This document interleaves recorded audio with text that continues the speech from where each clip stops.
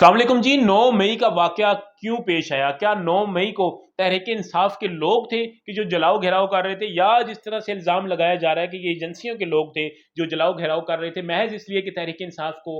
कलअदम करार दिया जाए या तहरीक इंसाफ की पॉपुलैरिटी में कमी लाई जाए, इसके खिलाफ कैंपेन की जाए। इस हवाले से बात करेंगे और बात करेंगे कि ये वाकया हुआ क्यों? खान साहब को कुछ लोगों ने ऐसा क्या कहा कि खान साहब ने ऐसे बयानात देना शुरू किए, जिसके बाद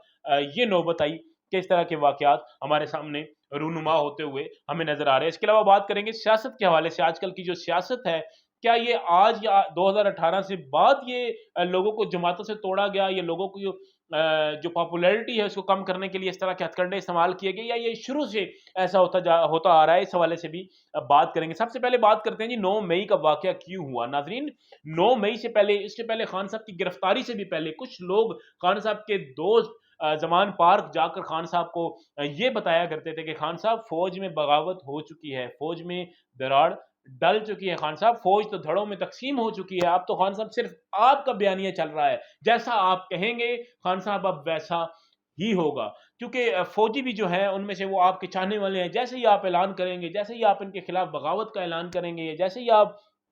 इनके खिलाफ कोई एक मुअस्सर आवाज़ उठेगी, तो बहुत सारे ऐसे फ़ौजी हैं कि जो इस्तीफ़े लेकर आ जाएँगे और अपने इस्तीफ़े दे देंगे और आपके साथ पूरा मुल्क खड़ा हो जाएगा। ये सारी बातें जब खान साहब को डेली से रिपीट की गईं और खान साहब को बताई गईं, तो खान साहब ने भी बगैर कुछ सोचे समझे इस तरह के बयानात देना शुरू कर दिए। और खान साहब ने, हमने देखा कि जो उनका आखिरी बयान था, जो आईएसपीआर गिरफ्तारी से पहले आईएसपीआर को उन्होंने जवाब दिया था उनकी प्रेस रिलीज़ पर, और एक धमकियामेज़ लहजे में खान साहब ने बात की थी। तो खान साहब, आपको ये सारी चीज़ें तो आपने सुन ली लोगों से, लेकिन आपकी अपनी जमात की हिकमत अमली कहाँ खड़ी थी? क्या आपको पता नहीं था कि चंद हज़ार लोग जो है वो रियासत से टक्कर नहीं ले सकते? चूँकि आप वज़ीर-ए-आज़म रहे हैं, आप इतना अरसा वज़ीर-ए-आज़म तो आप 3 साढ़े 3 साल रहे, लेकिन इतना अरसा आप इन लोगों के साथ रहे, 1 दहाई से ज़्यादा, जनरल पाशा, जनरल ज़हीरुल इस्लाम से लेकर जनरल बाजवा, जनरल फैज़ तक आप इनके साथ रहे। क्या आपको मालूम नहीं था कि ये लोग अपने खिलाफ कोई बात बर्दाश्त नहीं करते, अपने खिलाफ किसी को बर्दाश्त नहीं करते? ये एजेंसियाँ जो हैं वो अपने खिलाफ किसी को बर्दाश्त नहीं कर सकती। तो आप किस तरह से जो है वो इस तरह के बयानात दे रहे थे? इसका सबसे बड़ा सबूत ये है कि फ़ौज हमेशा वन पेज पर रही है कि आज जो तकरीब हो रही है जीएचक्यू में, वहाँ पर जनरल आसिम मुनीर और जनरल बाजवा एक साथ बैठे हैं, और एक कुर्सी पे जनरल बाजवा साहब है, वो कि जो इमरान खान को लाए और इमरान खान साहब ने उनको एक्सटेंशन दी, और एक कुर्सी पर वो कि जिनको शहबाज शरीफ साहब लाए। तो ये देखें, ये किस तरह से वो आपस में एक पेज पर है और एक पेज पर मुनज़्ज़म है। तो इस हवाले से अहमद मीर साहब का एक ट्वीट था, मुझे बड़ा पसंद आया कि अगर जनरल बाजवा और जनरल आसिम एक पेज पर हो सकते हैं, एक जगह बैठ सकते हैं, तो शहबाज शरीफ साहब और इमरान खान साहब जो सियासतदान हैं, वो एक जगह पर क्यों नहीं बैठ सकते? नाज़रीन, इसके बाद बात करते हैं पाकिस्तानी सियासत की। आजकल जो सियासत है, ये सिर्फ़ आज से नहीं है, बल्कि ये सियासत उस वक़्त से है नाज़रीन कि जब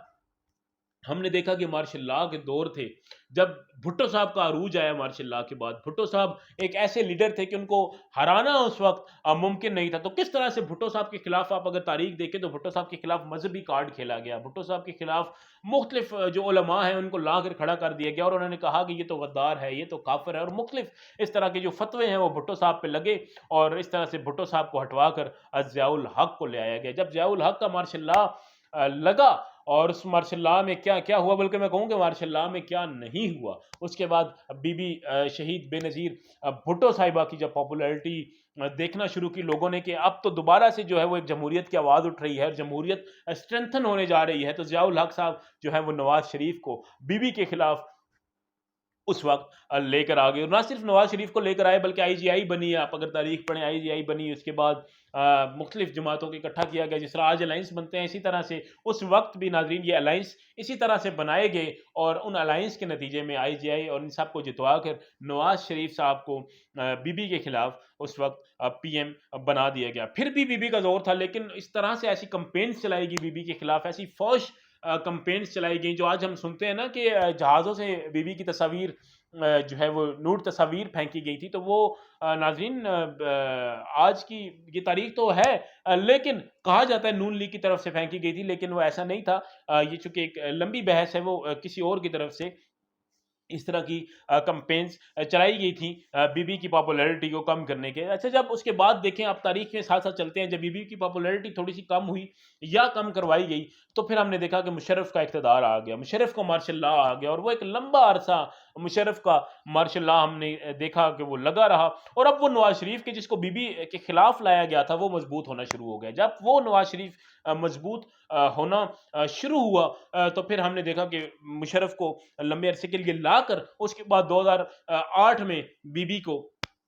شہید کروا دیا گیا، بی بی کو راستے سے ہٹا دیا گیا، اور اس کے بعد پیپلز پارٹی کی حکومت آ گئی 2008 سے 2013 تک، پھر 2013 سے 2018 تک میاں نواز شریف یعنی نون لیگ کی حکومت آئی۔ اچھا دیکھا گیا کہ اب کسی حد تک جو جمہوریت ہے وہ چل پڑی ہے، بے شک لولی لنگڑی جمہوریت تھی جیسی بھی تھی، لیکن دیکھا گیا کہ جمہوریت 2008 سے 2013 تک بھی 5 سال جو ہے وہ پورے ہوئے، 2013 سے 2018 تک اپنا ٹائم پورا کیا گیا، تو پھر عمران خان صاحب کو ان کے مقابلے میں تیار کر کے لایا گیا، چونکہ یہ ایک تسلسل چلتا آ رہا ہے کہ جب بھی کوئی تھوڑا سا مضبوط ہوتا ہے تو کسی نئے شخص کو یا کسی نئی جماعت کو لانچ کر کے اس کے خلاف لے آیا جاتا ہے۔ تو جب لے کر آئے عمران خان صاحب کو ان لوگوں کے خلاف، تو پھر ہم نے دیکھا کہ کس طرح سے خان صاحب جب اقتدار میں تھے تو وہ بھی یہی کہتے تھے کہ جنرل باجوہ جیسا تو کوئی ڈیموکریٹک آرمی چیف آج تک آیا ہی نہیں ہے، اور وہ یہ کہا کرتے تھے، مختلف بیانات آپ کے سامنے ہیں کہ جی